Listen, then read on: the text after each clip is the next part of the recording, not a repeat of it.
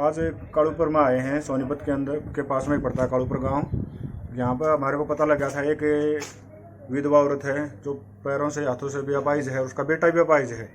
उसके और के घर की स्थिति भी अब आपको हम दिखाएंगे।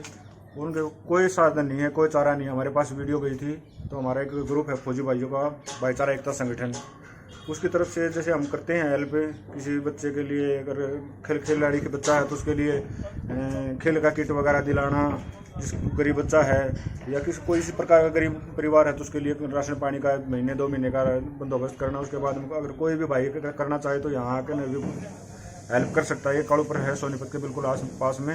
हम दिखाएंगे आपको परिवार की स्थिति। आओ हमारे साथ थोड़ा सा देखो। ये इस परिवार का ये मुहिम फौजी साहब कब से चला रखी है आप लोगों ने? ये मुहिम चले कम से कम 1 साल भर हो गया भाई साहब। जी जी।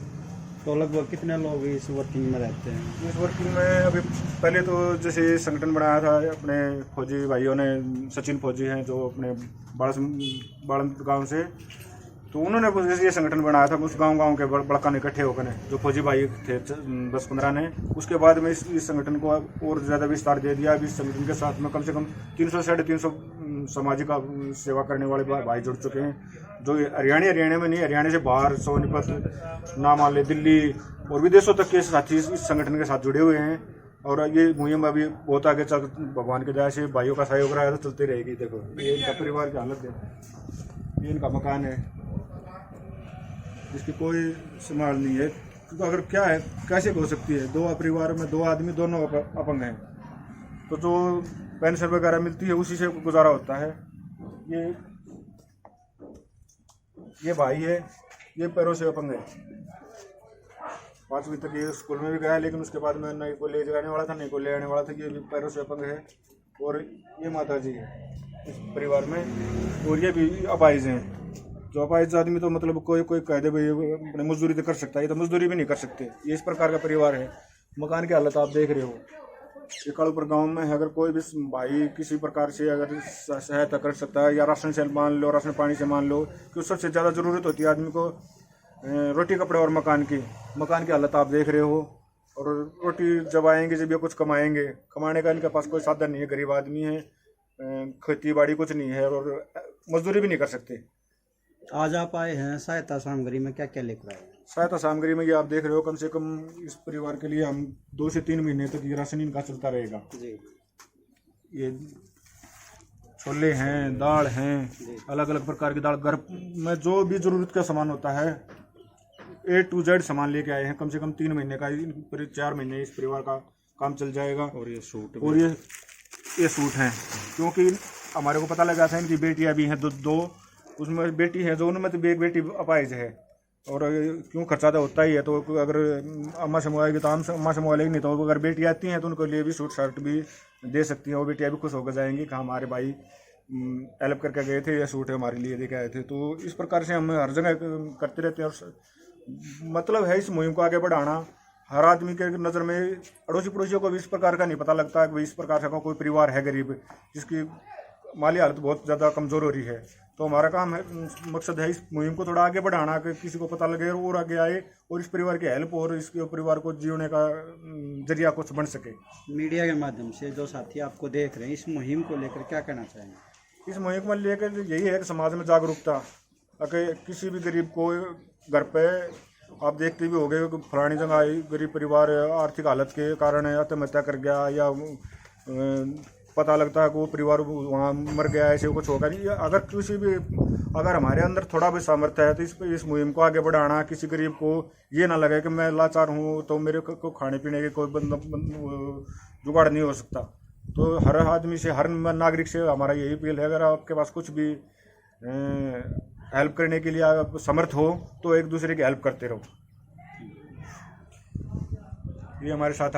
मेरा नाम नरेश कुमार है जी। क्या कहना चाहेंगे? मैं कहना चाह रहा हूँ कि जैसे हमारे सचिन भाई ने जो मुहिम शुरू की है जी, हम इससे काफ़ी खुश हैं। और मैं सोचता हूँ कि ये मुहिम आगे तक बढ़ती रहे और चलती रहे, ताकि गरीब आदमियों का भला होता रहे। बस ये बहुत ही अच्छा सामाजिक नैतिक कार्य है। और इसमें क्या है कि हमने 2 तरह, जैसे सामाजिक सेवा भी हो रही है और देश सेवा भी हो रही है। इसलिए हम सचिन भाई का, जिसने भी ये मुहिम शुरू की है, हम बार बार तहे दिल से धन्यवाद करते हैं। ये हमारे साथ हैं भाई कमांडो आशीष सिसाने से, दिल्ली पुलिस के जवान है, अभी बताएंगे भाई। क्या कहना चाहेंगे आशीष जी, आप यहाँ पहुँचे? मैं ये कहना चाहूँगा, ये हमारे जो फौजी साथियों ने, अन्य सामाजिक संगठनों ने जो मुहिम छेड़ी है पीड़ितों की सेवा करने की, उनके कष्टों को दूर करने का प्रयास इन्होंने किया, बहुत ही सराहनीय प्रयास है। हमारे आसपास जब भी हमें कोई पीड़ित नज़र आता है, हमें उसकी सहायता करने के लिए तैयार होना चाहिए। इसमें शुरुआत हमें अपने क्षेत्र से ही करनी चाहिए। जहाँ मैं रह रहा हूँ, मेरे परिवार में, मेरे पड़ोस में या मेरे पड़ोसी गांव में कोई पीड़ित हो तो मुझे उसका सहयोग करने के लिए स्वयं से या जो भी सोर्स मुझे मिलता है उससे उनका सहयोग करना चाहिए। उसी मुहिम को आगे बढ़ाते हुए इन फौजी भाइयों ने जो मुहिम छेड़ी, बहुत ही सराहनीय इनका प्रयास है। आज यहाँ पर इनकी दैनिक उपयोग का जो सामान है वो लेकर आए हैं। माता और उनका पुत्र दोनों ही दिव्यांग हैं। मैंने दोनों से बात की है लंबी। सामग्री इनको कुछ समय के लिए दे दी गई है। अब प्रयास हमारा ये रहेगा कि इनको दोबारा से इस सामग्री की आवश्यकता ना पड़े। कोई भी सामाजिक संगठन या सरकारी सहायता की इनको आवश्यकता ना पड़े, उसके प्रयास के लिए मैंने इनसे बात की है।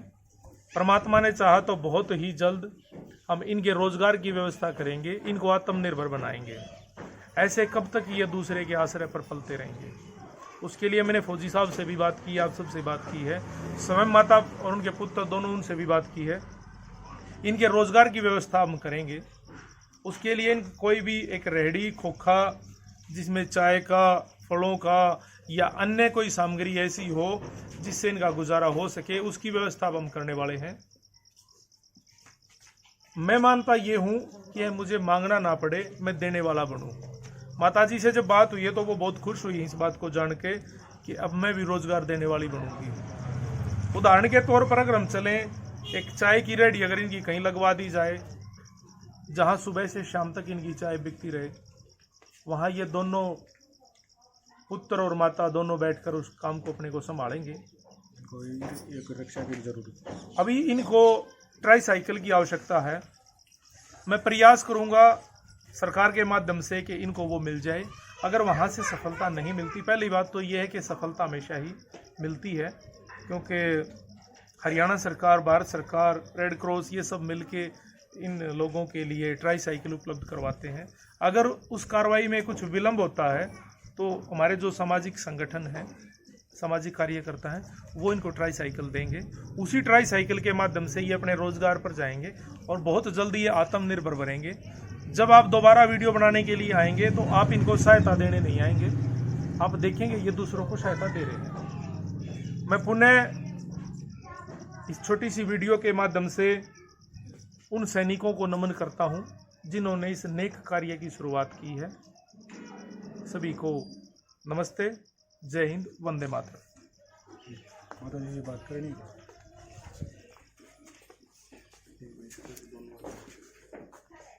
माता जी आप बताओ क्या कुछ है परिवार की हालत? जी परिवार की हालत तो बस ऐसी है, पेंशन आ जाए तो गुजारा चल जाए। मैं भी है पाज, मेरा बेटा भी है पाज जी। कोटे में नाज नूज मिल जाए, बस यो वो है। मकान है, मकान गिरन न हो रहा मेरा। छत है, छत टपकन लाग रही। ईसा भी को ना चमासे माम चढ़ गई देख ले। आज की हाल कोई मम्मा थोड़ा बहुत खाने पीने का है, उसके लिए आप क्या कहोगे? जो जिन्होंने आपकी ये थोड़ी हेल्प की है फौजी भाइयों का संगठन ने, उसके लिए आप क्या कहोगे उन बच्चों के लिए? उसके बच्चा का धन्यवाद कर रहे हैं जी, जो हमारे ये राशन पानी ले आए हैं।